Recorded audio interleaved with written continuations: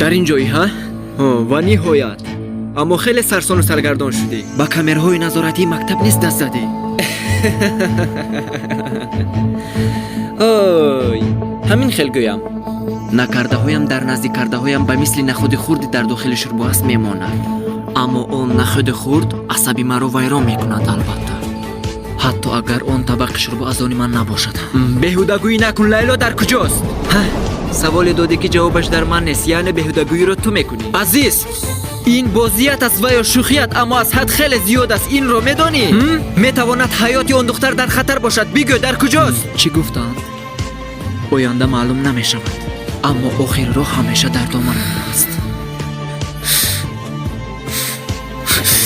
با مادرم صحبت کردم. گپ میزنی یا نه؟ فهمو شد. تو برای گپ زدن با دیگر چیز احتیاج داری. چیکار میکنی اکا؟ نکن چیکار میکنی؟ نه لیلا در کجاست گفتم؟ نمیدونم با تو کمی کرد.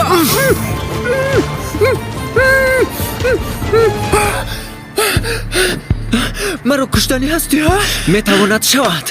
بگو گپ میزنی یا نه؟ نمیدونم گفتم. چرا نمیفهمی؟ تو حال جدی بودنم را نفهمیده. بیا اینجا.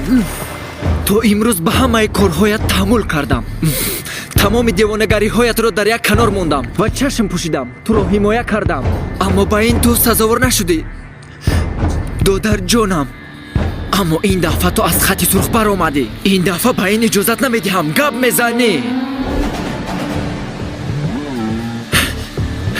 عزیز عزیز عزیز عزیز عزیز عزیز بیدار شو. عزیز به خود بیا. عزیز چشمانت را کشو. عزیز بیدار شو. عزیز دادر جان.